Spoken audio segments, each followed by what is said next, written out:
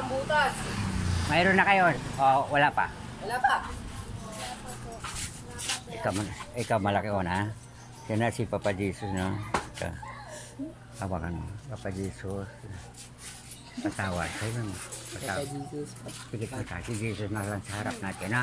Pikit mo siya. Ayan na, di ba? Okay. Pag nag-pray tayo, nandiyan na si Jesus. Kayo mayroon na? Mayroon ka na pala eh. Ikaw? Sige. Papa Jesus. Patawad. Hindi naman nandiyan na sa harap, okay? Masaya siya pag nag-pray. Sige, sabi. Kailangan mabait. Nagbasa kayo ng Bible? Ha?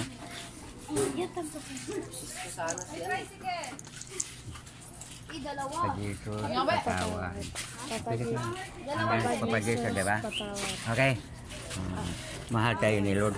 Ikaw, mayroon na eh. Bawal natin yung ngayon. Downstairs tayo. Pinalaan mo na. Kuya, alisin mo muna yan.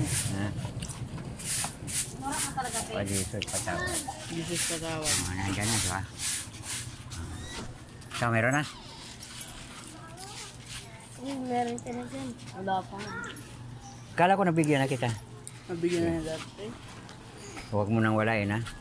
Papa Jesus, patawad. Pikit mo. Nandiyan si Lord sa harap natin. Kasama mga angel. Okay na. Masaya siya. Bakit? Hindi, tanggalin mo lang. Kasi wala, ano na rin. Okay? Kailangan maging mabait, no? Ganito po talaga siya. Sige. Okay na, di ba? Tago mo yung kulay. Tago mo yung saka. Sino bang may Bible sa inyo? Nagbibigay ha? Nagbasa kayo ng Bible? Bible? Hindi. Wala kayong Bible sa inyo? Dapat sabi mo papa at mama na bibili ng Bible, di ba? Bakit bear kayang bilhin? Na? Walang kayang bilhin ng bear pero yung Bible hindi, no? Kailangan unahin natin, ha?